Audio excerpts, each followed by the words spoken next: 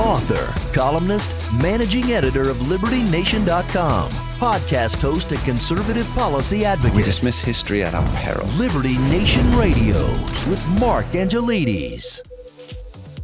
Political futures are in peril, and yet the progressive futurist march towards us continues without missing a beat.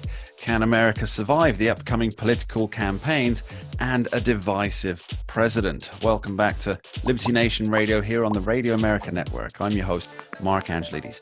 On today's show, we'll discuss DeSantis' possible spiral, massive COVID fraud, flying cars, and much, much more. I want to take a moment to say a special thank you to our listeners out in Great Falls, Montana on KQDI 1450 AM and 97.5 FM. Thank you for being here. Now remember, this show is proudly sponsored by LibertyNation.com. You can access podcasts, breaking news, analysis, and a range of biting and brilliant shows to whet your appetite for freedom and your fondness for the great American Constitution. Despite the headlines, Florida's Governor Ron DeSantis seems unable to catch up to a much belabored Donald Trump in the race for the GOP presidential nomination. Now, is he on a collision course with 45, or can he pull out of the spiral and make a last-minute pitch to Republican voters? We're very fortunate to be joined by a longtime host of this here radio show, who also happens to be Liberty Nation's senior political analyst, Mr. Tim Donner. Thanks for being here, Tim. Always fun, Mark. Thank you. So tell me, Tim, tell me about Ron DeSantis' trajectory. What are you seeing? Well, I'm seeing what most people are seeing, which is that he's sort of sucking for oxygen because of all the publicity that Trump has gotten. Look, DeSantis was the hottest ticket in town, as I wrote on LibertyNation.com on Wednesday. He, after his stunning landslide re-election as governor of Florida, together with an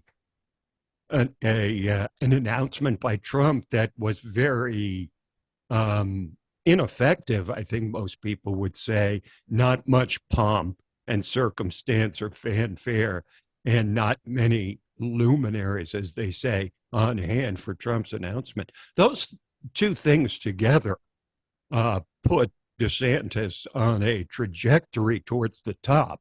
As we saw it then, Trump went from 40 points up last summer of 2022, after the Mar-a-Lago raid, to essentially tied with DeSantis as late as March of this year.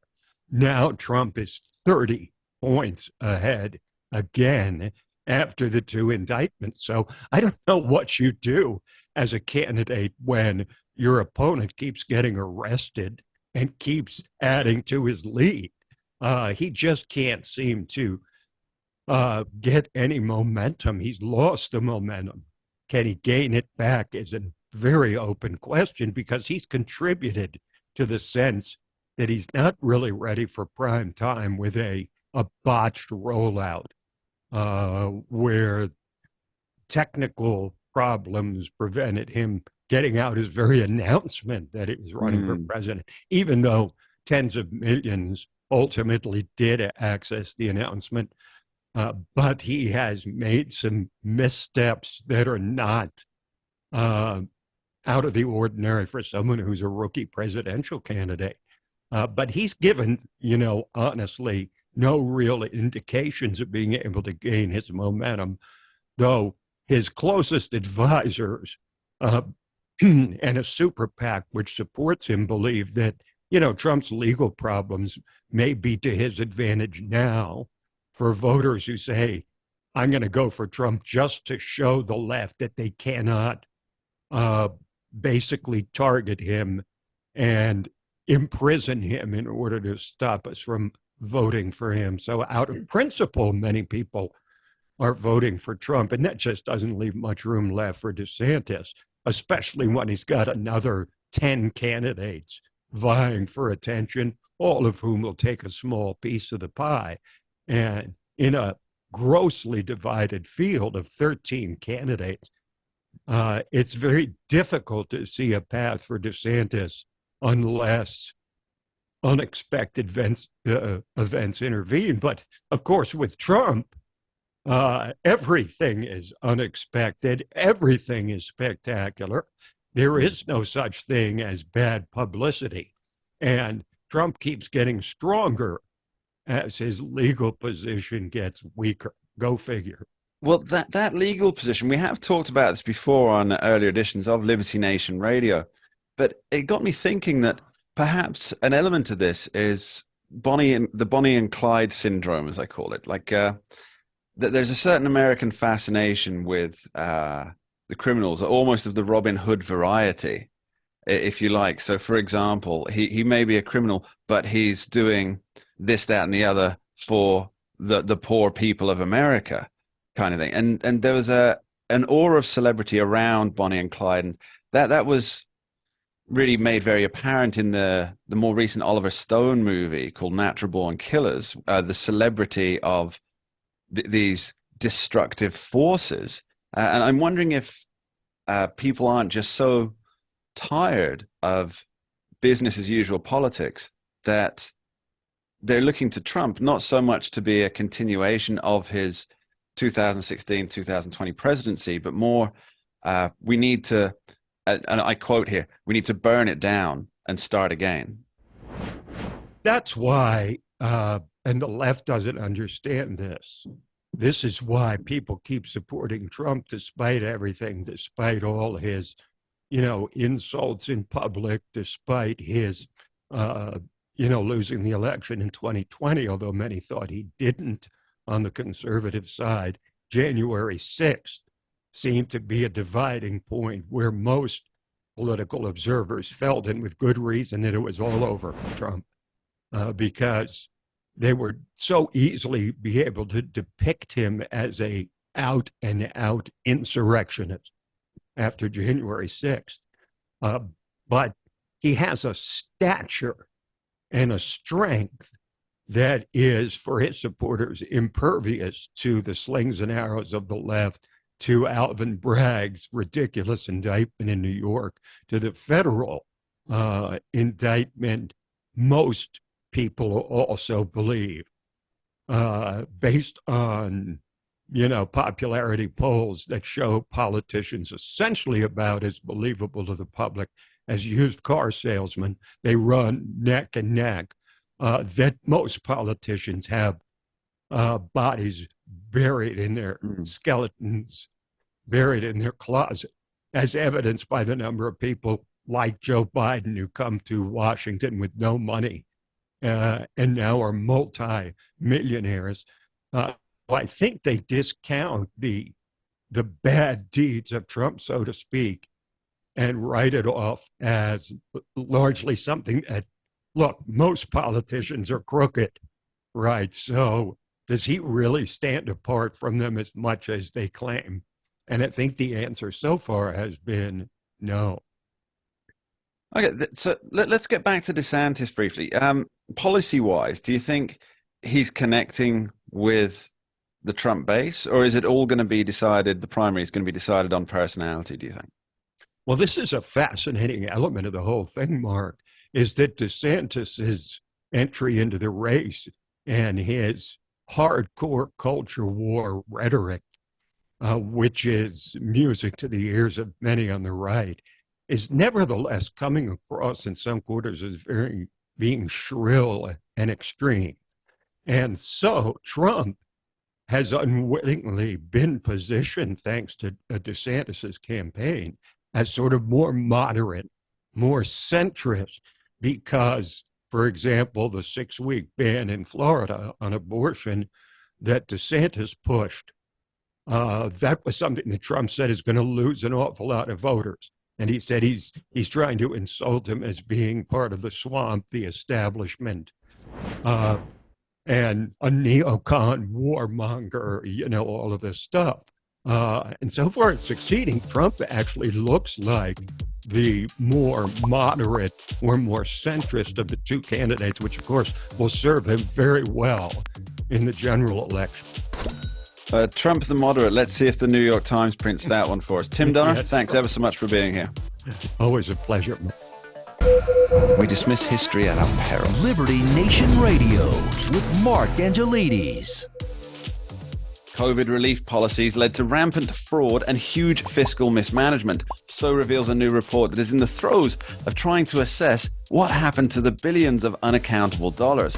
Now, Liberty Nation's economics editor, Andrew Moran, has been tracking the waste and the story, and he joins us today. Good to have you on board, Andrew. Thank you for having me. So let's start with the figures, Andrew. How many taxpayer dollars have so far been lost to fraud? Well, my recent reporting, the main story was the Small Business Administration reporting that it lost around $200 billion in, quote, potentially fraudulent COVID relief payments. Now, this accounted for nearly a fifth of all COVID-related payments they made. So this reminded me, as soon as I saw the headline of the story, it reminded me of the old Milton Friedman adage of there's 4 different ways that you can use taxpayer money: spend it on yourself, spend it on somebody else, use somebody else's money on yourself, or use somebody else's money on somebody else, which essentially confirms that, there's no accountability whatsoever. And what's funny too is that the report admitted that they discovered that there was fraud as early as May 2020, but it was already too late for them to stop the fraud from occurring. I thought that was comical. So that's $200 billion in one program. Now, there are obviously many other programs that sent out various checks or provided loans to. I was doing the quotation marks there, certain loans. And do we know yet if there was rampant fraud within those programs as well? Well, actually, many governments, many federal departments and state departments have issued reports saying there's been fraud occurring. I mean, the the Department of Health and Human Services Hub, they said there was fraud. The Health and Human Services, there was fraud. Yeah. The Paycheck Protection Program, that was rife with fraud. So there were all these different schemes occurring within the United States during the early days of the pandemic of people taking advantage of the system. And that was something that Liberty Nation actually warned about what would occur. So, 3 years later, many of the reporting has been vindicated. And I'm sure as the years go by, there's going to be even more reports and investigations showing even more billions of dollars in frauds. Because there was a report recently done by, I think it was the Associated Press, and they compiled some of the reports that occurred, and they found that at least $123 billion was misspent or wasted. So that's the state of the COVID era spending that occurred. So how did these frauds take place?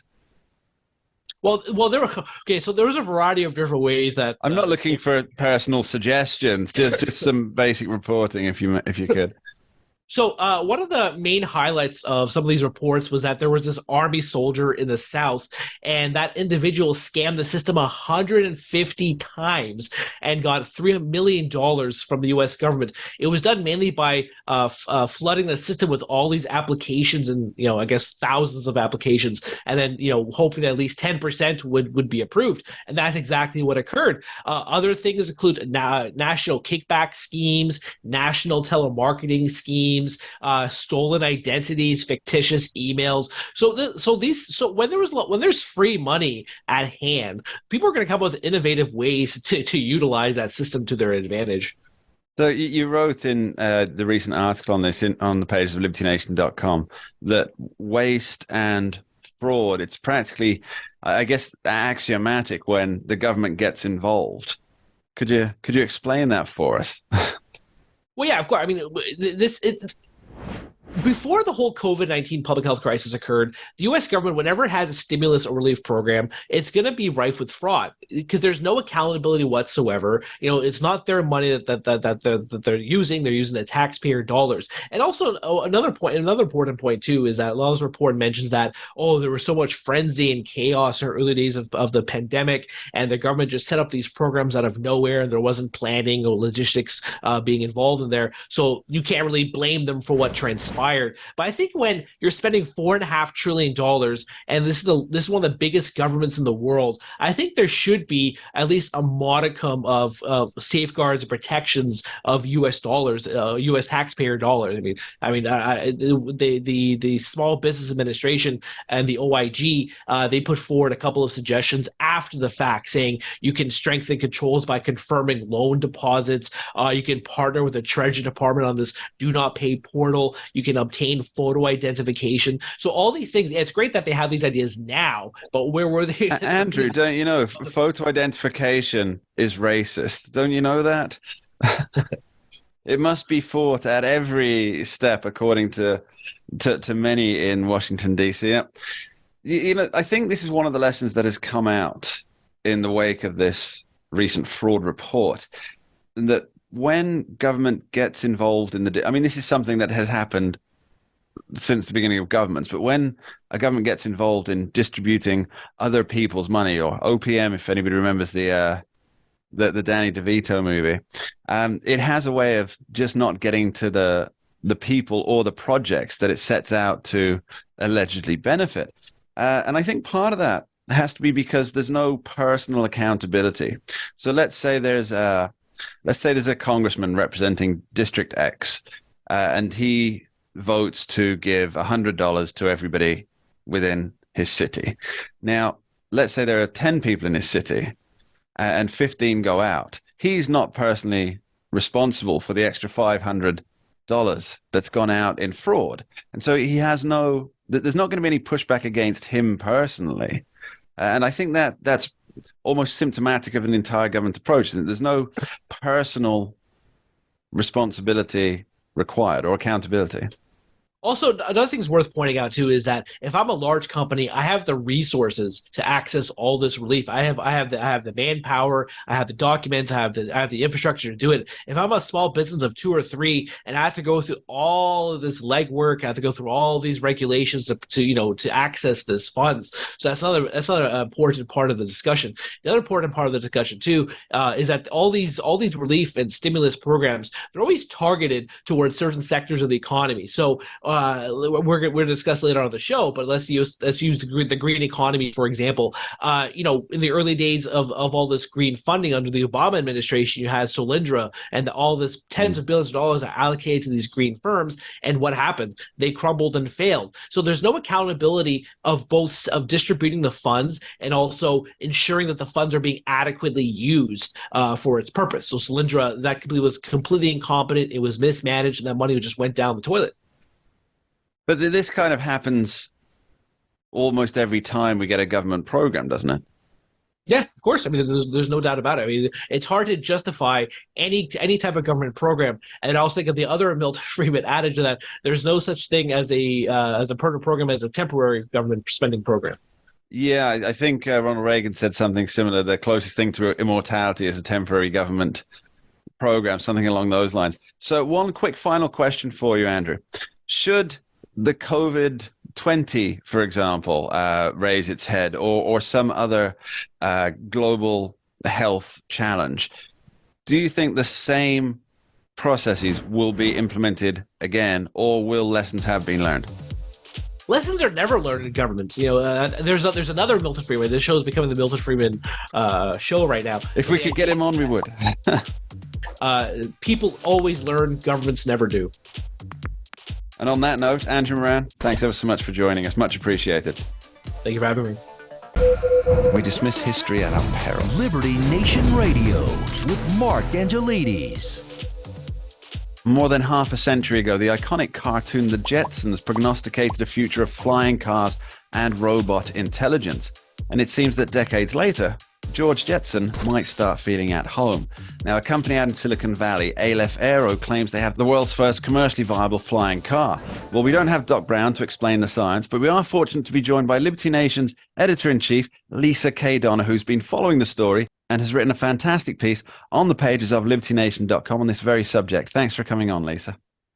It's good to be here, Mark. Really good to be here, especially when I get to talk about the Jetsons, one of my favorite cartoons.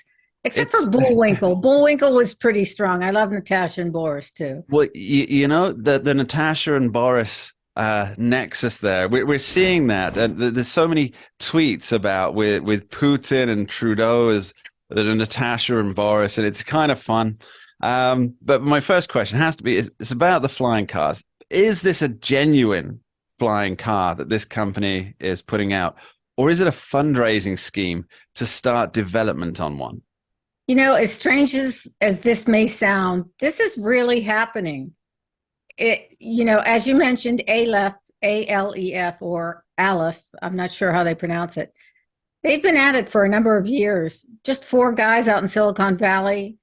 They decided to put a prototype down on a napkin in a cafe where they were all sitting, and they thought, oh, it takes 6 months to produce. Well, it's been about 5 years or 6 years, and they've got the first four-seater car to aerial vehicle that is now in front of the FAA for flight testing. They have been given permission to flight test this vehicle, this flying vehicle.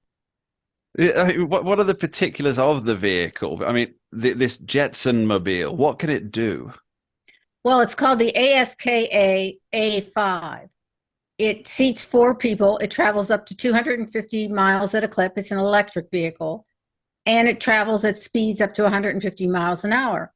So, you don't have to refuel, I guess, until you're at the end of 250 miles. But one would think that this would be more for urban areas than it would be for, the back 40. That's the kind of thing that actually worries me. Now, Lisa and I, for our audience, we have discussed this in one of our morning coffee calls of the bathrobe brigade, as we call it. Yeah. At length.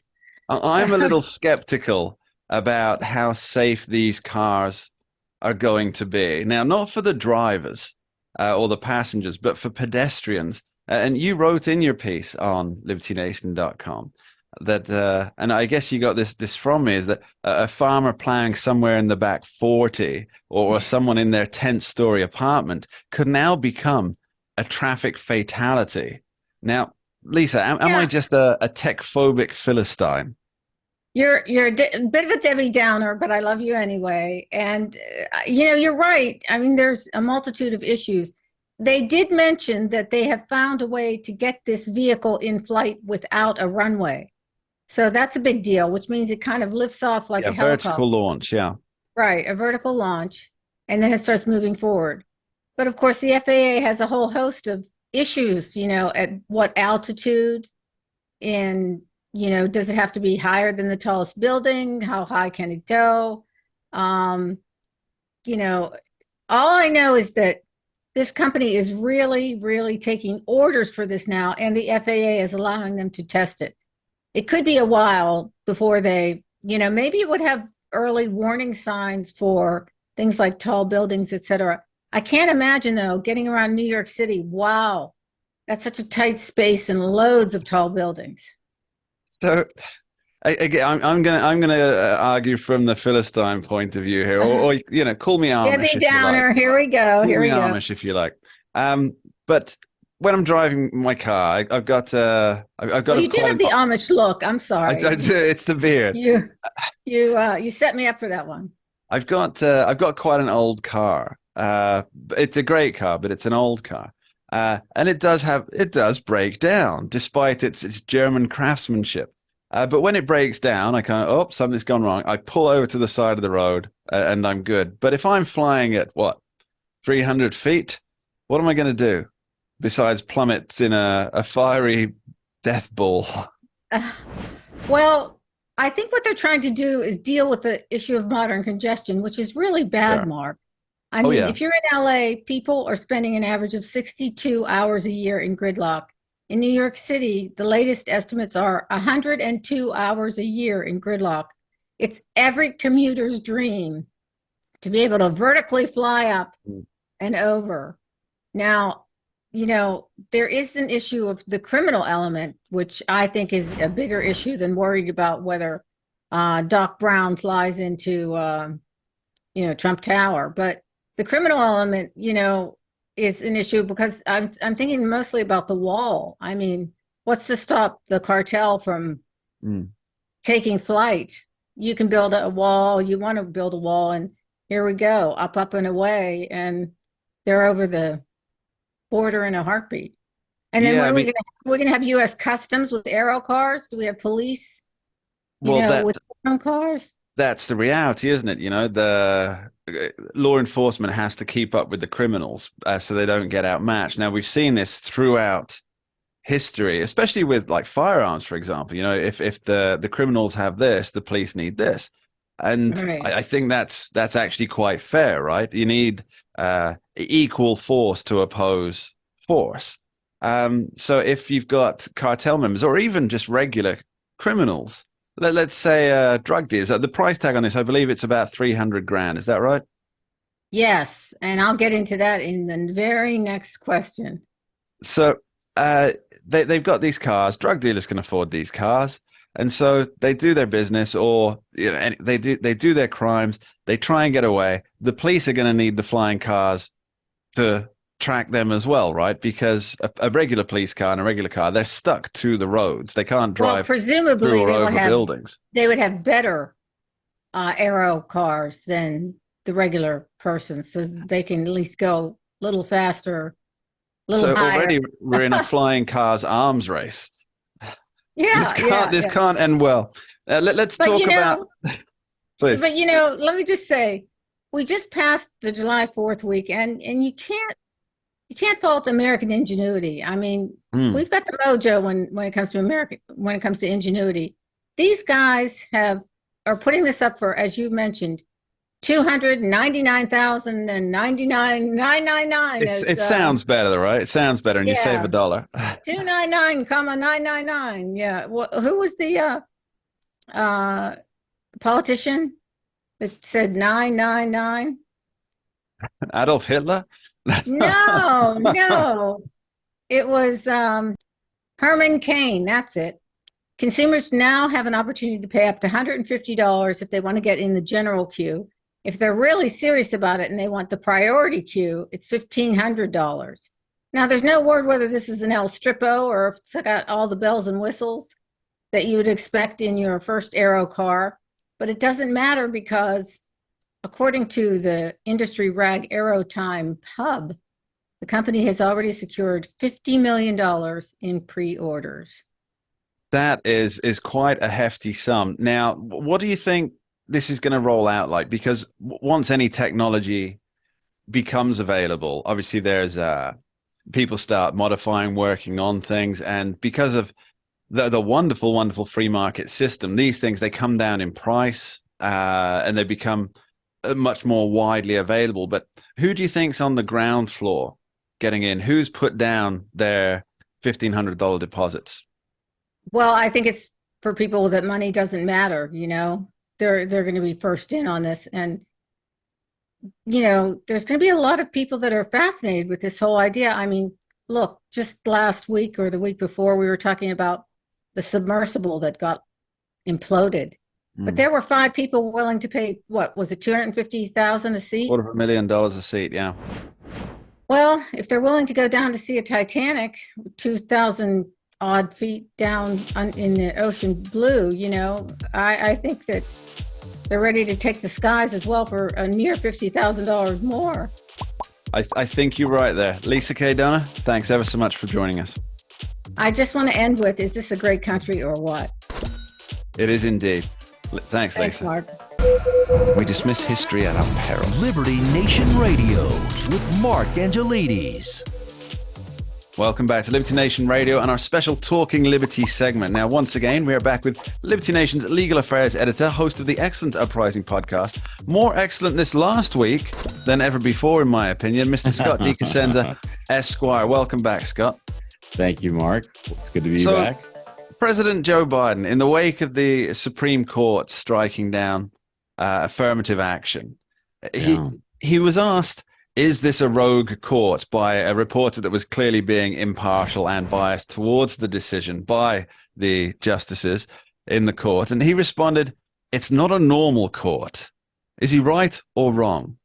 Well, let's unpack that for just a second, if we could first. My introduction or the reporter? let's Biden's response. Talk about the events in the Roosevelt Room, as it were, after the announcement of students. The Roosevelt Room, not that there was no cocaine found in the Roosevelt Room. Is that correct? Or that we're aware of?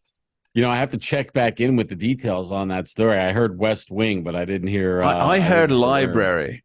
Yeah. Well, in any case, the reporter shouted out, that the NAACP said that this decision called into question the legitimacy of the court, and then or asked whether it was a rogue court. But I just thought it was so funny how, we're always talking about, or we're always hearing about how, the good press is to not comfort the powerful, but to comfort the afflicted, right? And to challenge and bring, what about the Asian kids who are now no longer going to be subject to horrible anti-Asian discrimination, even if you didn't care about the whites, which, by the way, let's be clear, Asians and whites are both victimized by the affirmative action practices. They're both discriminated against because of the color of their skin and their race, and for no other reason. So, but I'll just take it as a given that that's not an acceptable. Well, they're not the popular minority at present, I guess. Yeah, I'll just take it as a given that sympathy for racial discrimination against whites is not a thing there. Sure, but you'd think that especially for Asian families that are socioeconomically disadvantaged, as well as being recent immigrants, maybe challenged by language and some other things, maybe you could ask the president, is he at least happy that those kids will now get a fair shake at Harvard or at UNC, given what's been revealed with the Supreme Court's case here, that the data shows that one of the most important factors in an admission decision might be the race of the applicant. It's not some mere plus factor. It is everything in a lot of cases. So, but I'll just leave that aside. That's the where mainstream reporting is in 2023, sad to say. All right, so to answer my question, is it a normal court? Well, it's just an insult line. It's just Joe Biden saying it's not normal.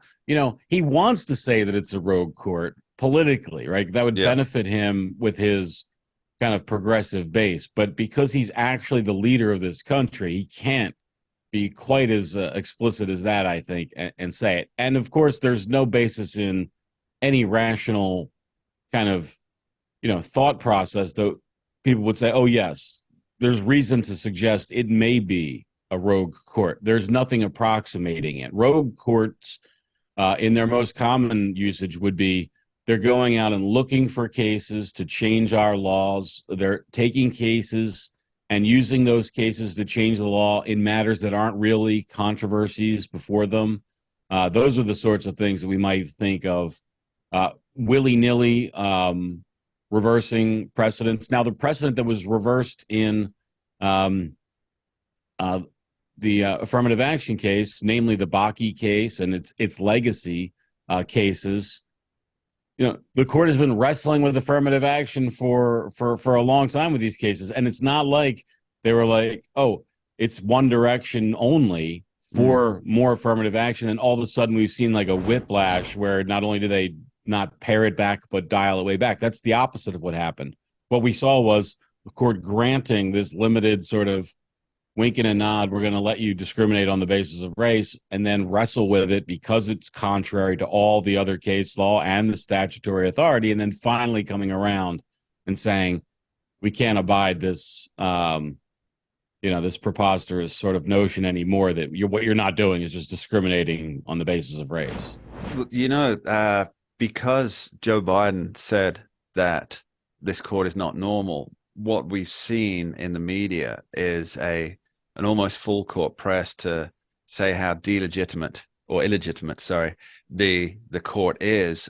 And I thought one of the most egregious ones was from Mehdi Hassan. So he tried to make the case that you've got a court, and what it's doing is Congress passes this legislation, and then the court's passing its own type of legislation, shutting it down, overturning it. And he seemed to fail to realize that the courts, the saying, you had one job. The court's one job is to determine whether the legislation is constitutional or not. They're essentially a legal lens, aren't they? And in that way, their interpretation can't be considered abnormal because it's supposed to be just reflecting what does this legislation adhere to the Constitution. What I think you're having trouble with, Mark, is trying to make sense of a political argument to a legal decision, a political objection to a legal decision that is crafted not to reply to the legal objection to it, but for political purposes. I watched Joe Biden talk about how many people, one of the first the